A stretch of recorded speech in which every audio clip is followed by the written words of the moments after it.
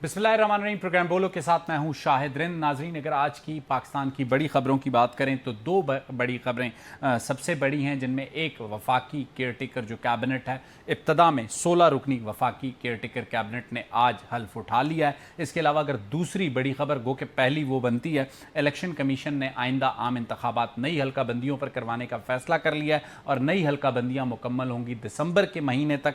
उसके बाद ही इंतखाबी schedule announce हो सकेगा। तो बज़ाहिर अभी तक के फैसले के मुताबिक 2023 इंतखाबी साल नहीं लगता है। इसके अलावा आज के प्रोग्राम में ज़रा बात करेंगे care taker chief minister Balochistan के मामले पर क्या हो रहा है, और उसके साथ साथ जो है जड़ांवाला का जो अफसोसनाक वाक़या है उस पर भी बात करेंगे। लेकिन सबसे पहले ज़रा बात करते हैं फेडरल कैबिनेट की।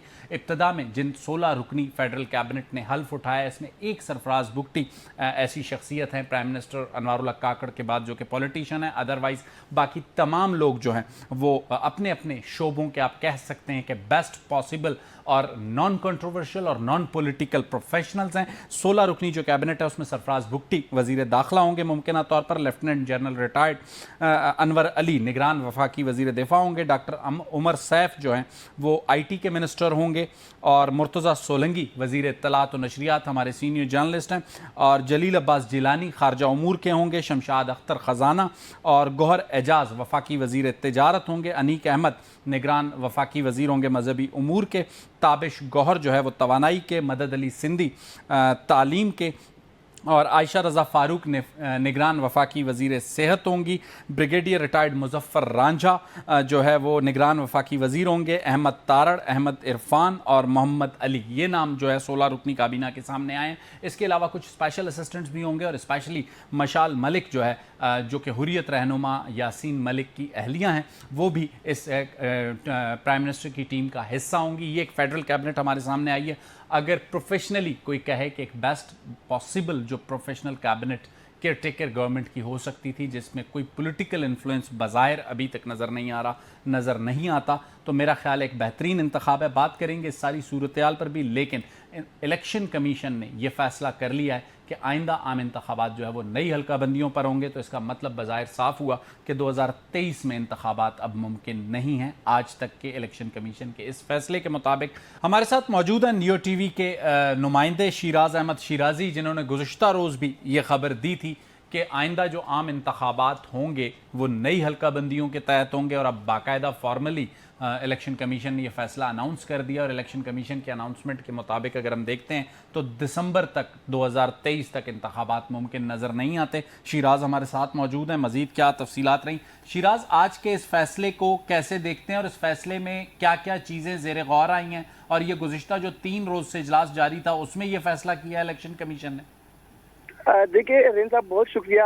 आज का जो इजलास था तकरीबन इलेक्शन कमीशन का चौथा इजलास था। कानूनी टीम से जो है राय भी ले ली गई, और आज भी तकरीबन 3 से 4 घंटे तक जो है इलेक्शन कमीशन में इजलास जारी रहा कि आया जो आम इंतखाबात है वो पुरानी हल्का बंदियों पर की जाए या फिर नए हल्का बंदियों पर। तो अब इलेक्शन कमीशन ने बाकायदा नोटिफिकेशन जारी कर दिया है। वो नोटिफिकेशन के मुताबिक जो नए इंतखाबात होंगे वो उसके जो है नई हल्का बंदियाँ करना जो है वो लाजमी है, और जो हल्का बंदियाँ है वो तकरीबन 14 दिसंबर को मुकम्मल होगी। जो नोटिफिकेशन इलेक्शन कमीशन में की तरफ से जारी हुआ उसमें ये कहा गया है कि जो हल्का बंदियों की इब्तदाई इशाअत है वो 9 अक्टूबर को होगी। इसके अलावा हल्का बंदियों के खिलाफ अपीलें जो है वो 10 अक्टूबर से 8 नवंबर तक की जा सकेगी। साथ ही साथ ये भी सामने आया है कि इलेक्शन कमीशन 10 नवंबर से 9 दिसंबर तक शिकायत पर समाअत करेगा। इलेक्शन कमीशन ने पुरानी हल्का बंदियों को जो है वो फ्रीज कर दिया है। नोटिफिकेशन में ये भी कहा गया है कि 21 अगस्त को शाह सूबो इस्लामाबाद के लिए कमेटी जो है वो तश्कील दी जाएगी, और जेकम से 4 सितंबर तक हल्का बंदी। शिराज, एक जरा क्लैरिटी मुझे दीजिएगा कि 14 दिसंबर आप कह रहे हैं कि हल्का बंदियां शाया हो चुकी होंगी, क्या इसके बाद एक अदालत फोरम होगा उन हल्का बंदियों को चैलेंज करने का, या फिर कोई फोरम इसके बाद नहीं होगा और इन्हीं फहरिस्तों पर जो 14 दिसंबर को फाइनल होंगी उन पर अगले आम इंतखाबात होंगे? देखिए 14 दिसंबर की जो तारीख सामने आई है तो ये हल्का बंदियों जो है 14 दिसंबर तक मुकम्मल हो जाएंगी। उसके बाद कोई भी है इसको शिराज एक मिनट हमारे साथ रहिएगा। साबिक secretary election commission Kanwar Dilshad साहब हमारे साथ हैं। कंवर दिलशाद साहब, आज इलेक्शन कमीशन ने जो 4 अपने रूटीन्स के इजलास थे, बकौल शिराज ने जो हमें बताया, उसके बाद ये फैसला कर लिया है कि नई हल्का बंदियों पर इंतखाबात होंगे, और अब दिसंबर तक हमें आम इंतखाबात कम अज कम 2023 में नजर नहीं आते।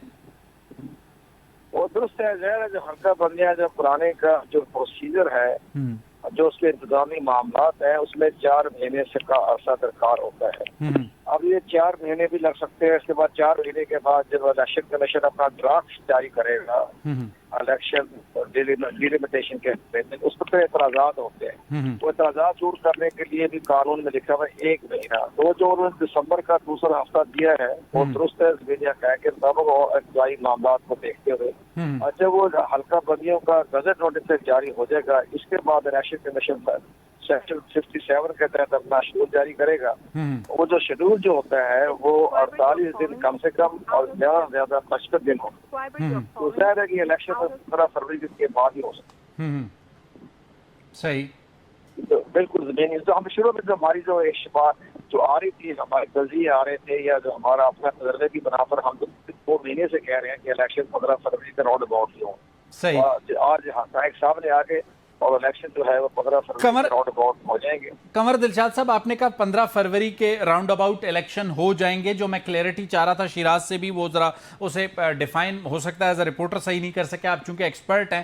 14 دسمبر کو جو حتمی حلقہ بندیاں ہو جائیں گی کیا وہ اس کے بعد عدالتوں میں چیلنجیبل ہوں گی؟ اگر کوئی فریق سمجھتا ہے کہ اب بھی الیکشن کمیشن نے وہ جو بھی اگر اس سے وہ فریق سمجھتا ہے کہ زیادتی ہوئی ہے تو وہ اسے کسی ہائر کورٹ میں ہائی کورٹ میں یا سپریم کورٹ میں چیلنج کر سکتا ہے یا پھر 14 دسمبر کے بعد جو حلقہ بندیاں ہوں گی اس پہ اگلے عام انتخابات ہوں گے؟ وہ ہوتا ہے. آپ نے درست فرمایا. آپ نے ہر معاملے میں اپیل کرنے کا رائٹ ہے. لیکن جو ہمارا الیکشن ایکٹ ہے اس میں لکھا ہوا ہے کہ جب حتمی کو نوٹیفکیشن جاری کر دیا جائے حلقہ بندیوں کا وہ کسی عدالت میں چیلنج نہیں کیا جا سکتا. لیکن اپیل کے دروازے کھلے ہوتے ہیں. اپیل کرنی ہوتی ہے. اپیل کے دروازے آرٹیکل 99 کے تحت اپیل کر سکتے ہیں. اور اس کے بارے میں سابق چیف جسٹس پاکستان ثاقب نثار صاحب کی ججمنٹ آ چکی ہے. صحیح. 2018 کے موقع پر جب ڈیلیمیٹیشن پر تمام عدالتوں میں جب کیس چلا گیا تو پھر الیکشن کمیشن نے چیف جسٹس پاکستان سے کہا کہ تو ہمارا الیکشن متاثر ہوگا. تو چیف جسٹس پاکستان حکم جاری کر دیا کہ الیکشن کمیشن کے نوٹیفکیشن کے بعد کسی عدالت میں اپیل دائر نہیں کیا سکتا. صحیح. اچھا قمر دلشاد صاحب جب 14 دسمبر کا آپ نے اپیل کا معاملہ کلیئر کر دیا 14 دسمبر کے بعد پھر جو نیا الیکشن شیڈیول اناؤنس ہوگا عام انتخابات کے لیے 60 دن کی مدت ہوگی اور ان 60 دنوں میں الیکشن کمیشن کو انتخابات کروانے ہوں گے. اس کی مدت 48 سے 55 دن وہ لکھا ہوا قانون میں لکھا ہوا 48 سے 55 دن 48 سے 55 دن میں انتخابات ہونے چاہیے. شکریہ قمر دلشاد صاحب آپ نے ہمیں جو قانونی پوزیشن تھی ساری صورتحال کی اس سے آگاہ کیا. شیرازی ہمارے ساتھ ہوں گے نمائندے ہیں ہمارے. شیرازی آپ کے خیال میں جو بات قمر دلشاد صاحب نے کی تو اس حساب سے اگر ہم کیلکولیٹ کرتے ہیں آپ چونکہ الیکشن کمیشن کو رپورٹ کرتے ہیں آپ کی معلومات کیا کہتی ہیں فروری 2024 پر انتخابات کا مہینہ اور سال ہوگا؟ دیکھیے رن صاحب بالکل ایسا ہی ہے جس طرح قمر دلشاد صاحب نے بھی بات کی. یہاں پر الیکشن کمیشن کی جانب سے انتظامات تو سارے مکمل ہے.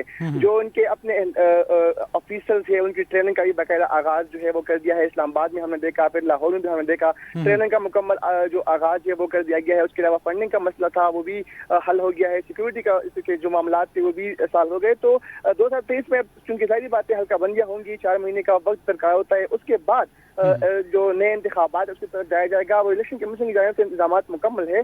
تو بظاہر لگ رہا ہے کہ انتخابات جو ہے بہت شیراز ایک اور چیز جو ڈیولپمنٹ ہم نے دیکھی معلومات کے ہمارے مطابق چیف الیکشن کمشنر اور چیف جسٹس کی بھی ایک ملاقات گزشتہ کوئی 24 گھنٹوں میں ہوئی ہے. آپ کے خیال میں یہ ملاقات کیسی رہی اور اس میں کن امور پر گفتگو کی گئی ہے؟ آپ کے پاس کیا انسائٹس ہیں؟ دیکھیے رن صاحب یہ انتہائی اہم ملاقات تھی. گزشتہ دن ہم نے دیکھا کہ یہ ملاقات ہوئی تھی چیف جسٹس آف پاکستان اور چیف الیکشن کمشنر سکندر سلطان رضا کے درمیان اور اس میں جو ہے انتخابات کے حوالے سے بات چیت کی گئی.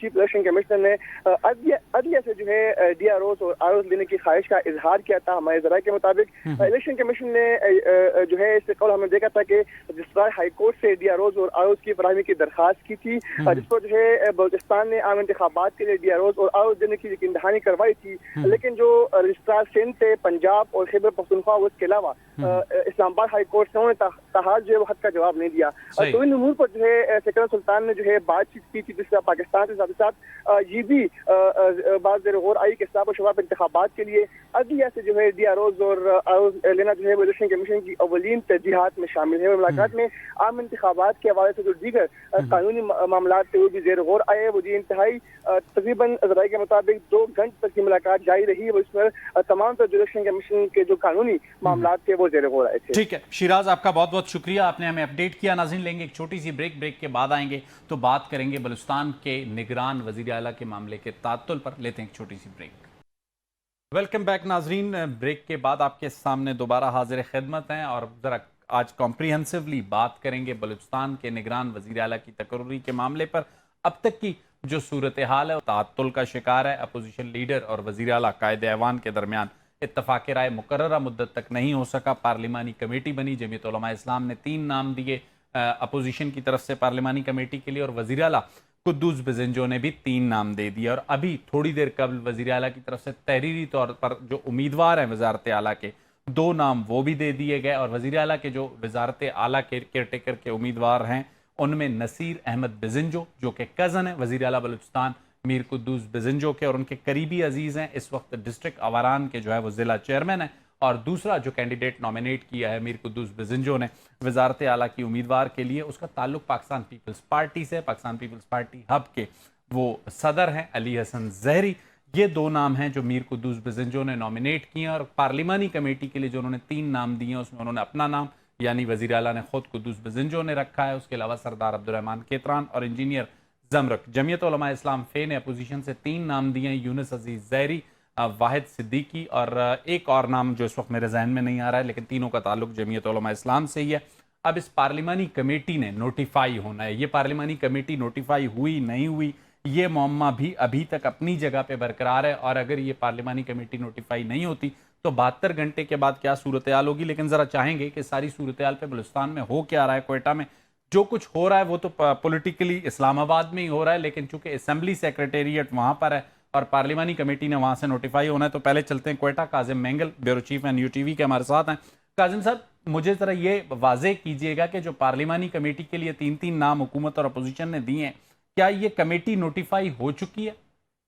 देखें, अब से थोड़ी देर पहले मैंने असेंबली में जो हुकाम है उनसे मैंने बात की, तो उन्होंने कहा कि अभी तक ये नोटिफाई नहीं हुआ है। चूंकि इस कमेटी पे तहरीरी तौर पर एतराज़ात सामने आए हैं।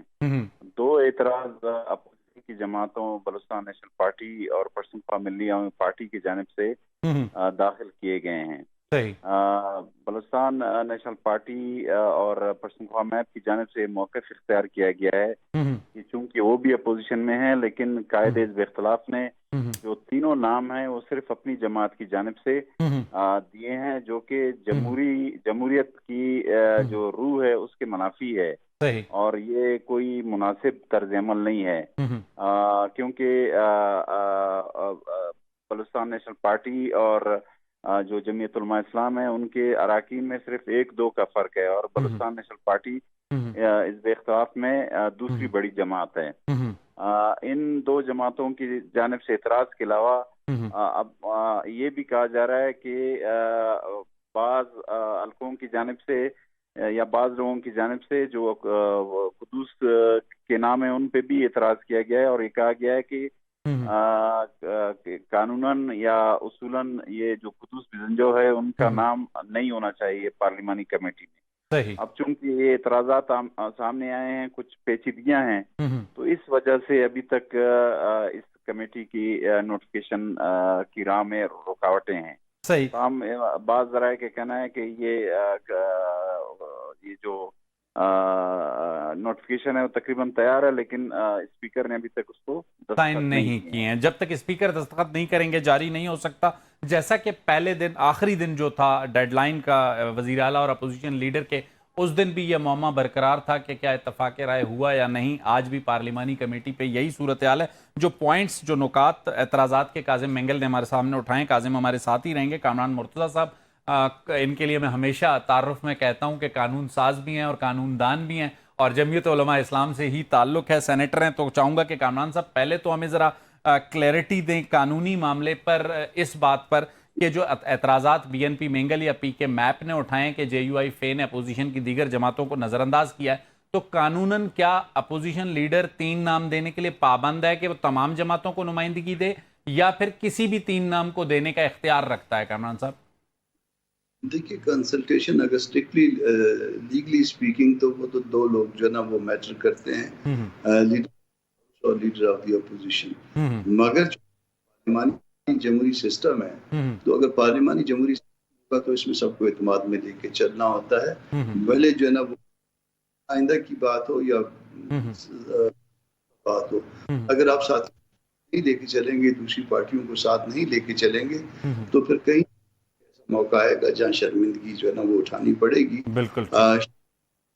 इसमें जो मामला है उसमें पहला शर्मिंदगी वाला मामला ये है कि बज़ेंजो साहब ने, कुद्दूस बज़ेंजो साहब ने अपना नाम भी दे दिया। देखिए, उन अपोजिशन लीडर के दरमियान जब कोई मुज़ाकरात थे और इस बात पे और वो तय नहीं कर तो प्रैक्टिकली दो के कोई स्पेसिफिक बार नहीं है, मगर प्रैक्टिकली वो उसके दूसरा स्टेप आ गया कि नाम देने हैं। पार्लिमानी कमेटी के नाम यकीनन जो है ना वो दे सकते हैं, मगर ये काम मुशावरत से होता है और बगैर मुशावरत के होगा तो उस पर एतराज़ात आएंगे। और अगर वो स्ट्रिक्ट और लीगल वो ना भी हो, तब भी जो इस निज़ाम में जिसका हम दावा करते हैं, जो कि प्रैक्टिकली मौजूद नहीं है, जमहूरियत कहते हैं या निज़ाम जिसको हम कहते हैं, तो उसमें शर्मिंदगी का सामना करना पड़ता है। कामरान साहब आपने बहुत अच्छी बात की कि मोरालिटी और इन सारी चीज़ों में कुद्दूस बज़ेंजो साहब को चाहिए था कि वो अपना भी नाम ना देते, और अपोजिशन ने भी अगर 3 नाम अपनी जमात से दिए तो बाकियों से मशावरत की जाती, और ये आपने बिल्कुल एक एथिकल जैसे कहते हैं बात की है। लेकिन जो सबसे एक अहम नुक्ता आपसे वजाहत चाहूँगा, जब वज़ीर आला जो कायदे ऐवान है और कायदे हिज़्ब इख्तिलाफ, इनके दरमियान फैसला नहीं हो सका, इत्तफाक़ राय नहीं हो सका, तो कानून हमारे सामने है जो हम पढ़ रहे थे, उसमें 72 घंटे में पार्लिमानी कमेटी ने फैसला करना है, और उसमें भी अगर फैसला नहीं होता तो 48 घंटे में इलेक्शन कमीशन ने। 72 घंटे उस वक्त शुरू होंगे जब पार्लिमानी कमेटी नोटिफाई होगी, या वहां से शुरू हो चुके हैं जहां से इत्तफाक़ राय नहीं हुआ अपोजिशन लीडर और कायदे ऐवान के दरमियान? देखिए, कानून साजों के ज़हन में शायद इतने जो है वो पेचीदगियां नहीं थी, या उनको नहीं पता था कि हम जैसे उनका सामना पड़ेगा या कानून का और दस्तूर का जैसे लोगों से पड़ेगा। तो हम कहें कि जब कोई कमेटी नोटिफाई होगी तो टाइम रन करेगा, तो फिर तो ये नोटिफाई ना करें और फिर सीएम बरकरार रहेंगे, तो ये बात जो है ना वो प्रूडेंट माइंड को एक्सेप्टेबल नहीं है। तो टाइम रहा है उस इस वक्त से जो है ना ये इनका फेलियर हो गया, या जिस दिन असेंबली गई थी, जिस वक्त जो है वो असेंबली जो है ना उसका तहरीर होना जो है वो इफेक्टिव हो, उसके बाद से टाइम रन कर रहा है। और हर फोरम का, यानी तीनों फोरमों का, पहला leader of the house opposition, उसके लिए भी टाइम रन कर रहा था, उसमें वो फेल हो गए। अब अगर पार्लिमानी कमेटी को नहीं बीच में नोटिफाई करते हैं तो टाइम रन कर रहा है, ये उनका इसका बेनिफिट ले सकता, और इसका जो है ना वो एक तरह से बुरा जो है ना वो असर जा रहा है पब्लिक में। सही, बहुत मजाक बना। अच्छा कामरान साहब, एक चीज जो पॉलिटिकल साइड पे, अब चूंकि आपका ताल्लुक जमीयत उलमा इस्लाम फे से, हमने एक ड्रामाई मोड़ देखा, हमने गुज़िश्ता 1.5 सालों में देखा कुद्दूस बज़ेंजो साहब की कारकर्दगी कुछ भी रही। हमने एक मरतबा आपसे सवाल भी किया तो आपने कहा कि ये सवाल मुझसे ना पूछें तो बेहतर है। लेकिन एक बात जो हमने देखी कि कुद्दूस बज़ेंजो की कारकर्दगी एक तरफ, लेकिन वो जो एक यूनिटी थी between BNP Mengal and JUIF, वो अब हमें जरा जिसे कहते हैं कहीं दूरियों में बढ़ती हुई नजर आई। अचानक क्या तब्दीली आई कि JUIF ने BNP मेंगल का कैंडिडेट का नॉमिनेट करने के बजाय अली मर्दान डोमकी को नॉमिनेट किया? सरदार अख्तर मेंगल इस पे भी गिला रखते हैं और मेरा ख्याल है ये गिला उन्होंने मौलाना फजलुर रहमान तक पहुंचाया भी है। देखिए, सरदार साहब को एतमाद में लेना चाहिए था। हमारा और उनका जो है خوبصورت جوڑ ہے، اور یہ ایسا جوڑ ہے کہ جس کے نتیجے میں جو ہے ہم زیادہ جو ہے سیٹس دے سکتے ہیں، اور میں جو ہے وہ ہم اکٹھے بیٹھ کے یا بارگین بہتر نتائج دے سکتے ہیں. تو اس میں پہ ناراض کر دینا کہ جی ان کا نام نہیں دیا، میرا خیال ہے کہ یہ درست نہیں ہے. ان کا نام، ان کے نامینی کا نام آنا چاہیے. پھر جب کمیٹی میں بیٹھ پہ ایگری ہوتا، دیکھیے کام یا جمہوریت ایسی ہونی چاہیے کے بارے اس میں جو اخلاص ہے وہ بھی نظر آئے. اگر جمہوریت اخلاص نظر نہیں آئے گا پھر ہم اس میں جو ہے نقصان میں جائیں گے. بالکل ٹھیک. کاظم ہمارے ساتھ ہی ہوں گے. کاظم صاحب، آپ سے انسائٹ، معلومات کافی آپ گہری رکھتے ہیں دونوں جماعتوں، خاص کر بلوچستان نیشنل پارٹی اور JUIF پر بھی. کامران صاحب نے جو بات کی اور بڑی بغیر لگی لپٹی رکھے، انہوں نے بڑے واضح انداز میں کہا کہ سردار اختر مینگل سے مشاورت نہ صرف ہونی چاہیے تھی بلکہ ان کا نام بھی ہونا چاہیے تھا.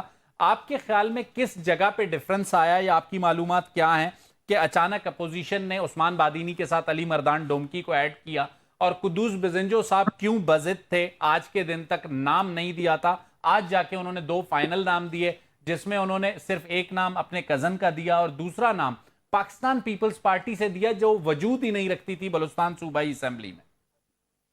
دیکھیں یہ معاملہ اس وقت جو ہے نا، یہ اس میں جو ہے نا ایک جو ٹرننگ پوائنٹ کہیں یا ڈرامائی موڑ کہیں، اس وقت سامنے آیا جب نگران وزیر اعظم انوار الحق کاکڑ اور جام کمال خان نے مولانا فضل الرحمان سے اسلام آباد میں ملاقات کی.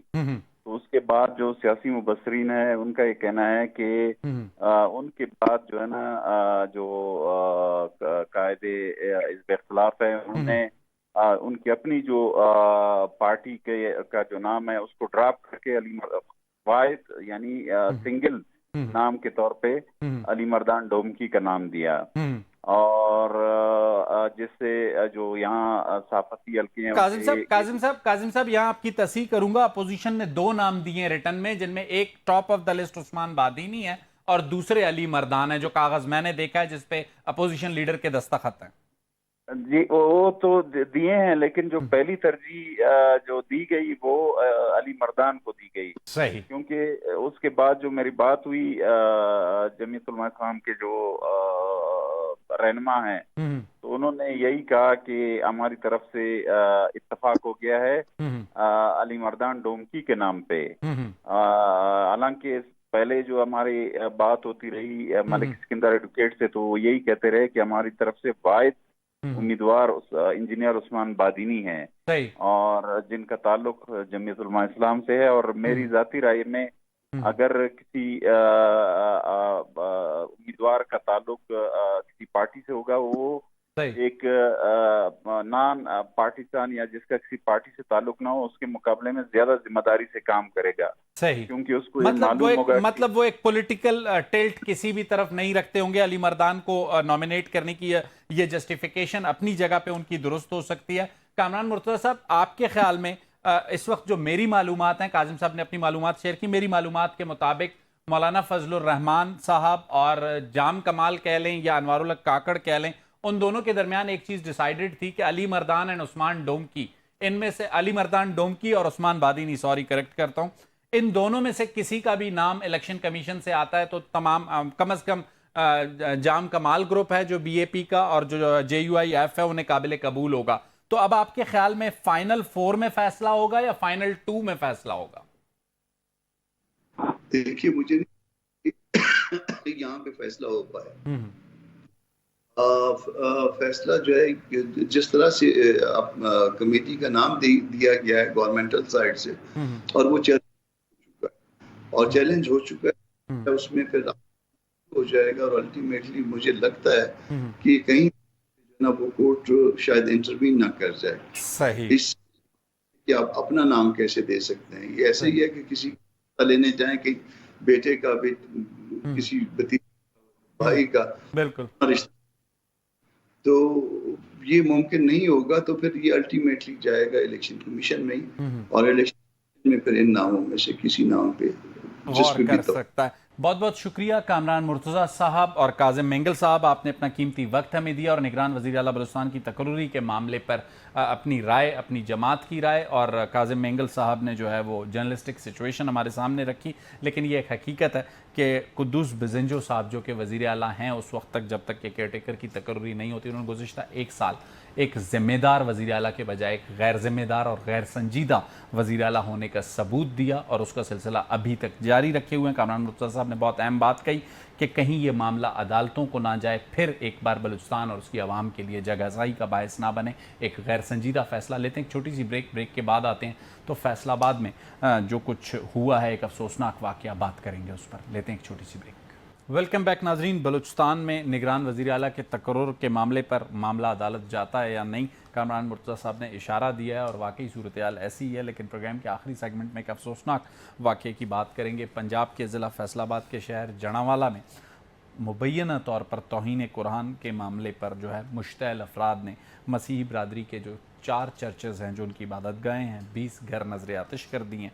इस सारी सूरत हाल में जो अफसोसनाक सूरत हाल थी, वो पुलिस की जानिब से कोई ऐसा रिस्पॉन्स हमें इनिशियली नज़र नहीं आया कि वो सारी सूरत हाल को रोकने की कोशिश करे। उसके बाद इंतज़ामिया हरकत में आई और तकरीबन 100 के करीब अफराद को गिरफ़्तार किया गया। अब भी जो है वो सूरत हाल जिसे कहते हैं काबू में है किसी हद तक, लेकिन जिसे कहते हैं वो ख़दशात अपनी जगह पे मौजूद हैं। और इस वाक़े पर न सिर्फ एक जो खुशाइंद बात है वो ये है कि मुल्क भर से एक वाज़ेह रिस्पॉन्स आया, और रिस्पॉन्स एक खुसूसी तौर पे ये था कि जो भी मामला हुआ है उसमें मुलव्विस जो भी लोग हैं, अगर एक तरह से कोई वाक़या ऐसा हुआ है, किसी शख्स ने अगर, फिर वो लफ्ज़ इस्तेमाल कर रहा हूँ, अगर कोई तौहीन कुरान या तौहीन रिसालत या तौहीन मज़हब की है, तो उसके सज़ा देने के लिए रियासत के कवानीन मौजूद हैं।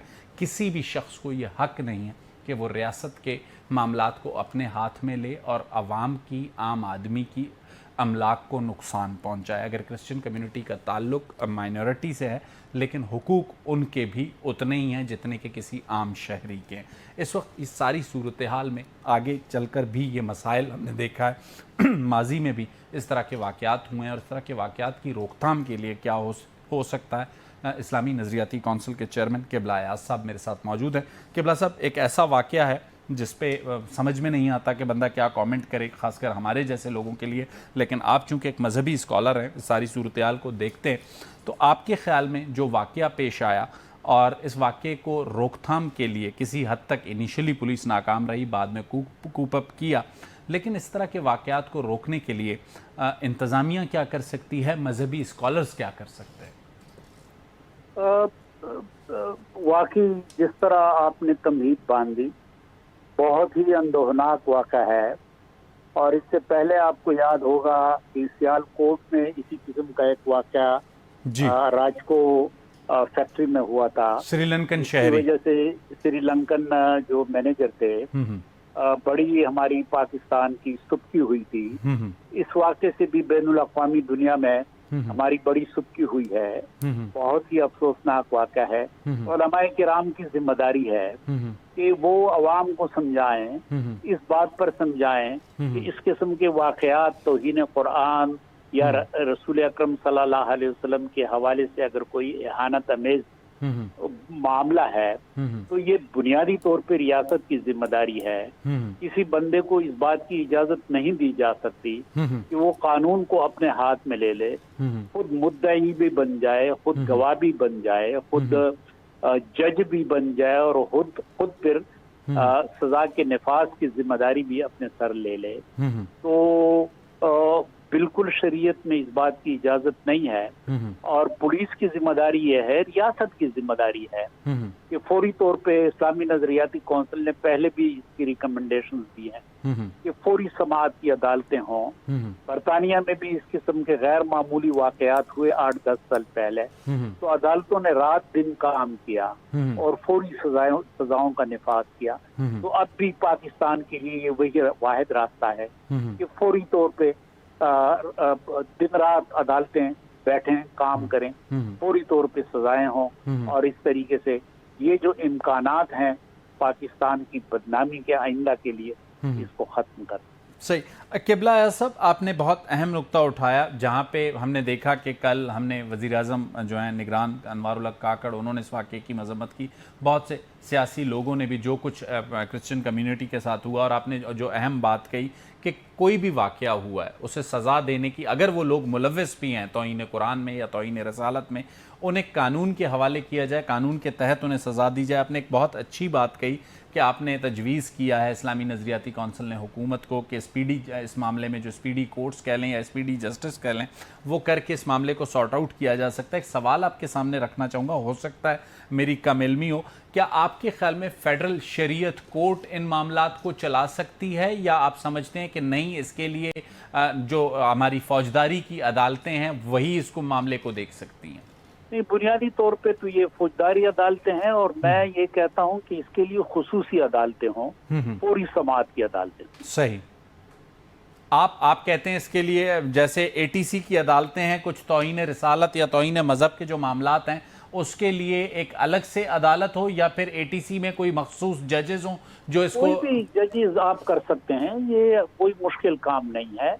جس طرح بینکنگ کے لیے الگ وہ ہیں ججز ہیں، اس طرح اسپیشل ججز کیے جا سکتے ہیں، اور ان کو یہ ذمہ داری دی جا سکتی ہے کہ رات دن سماعت کریں۔ صحیح۔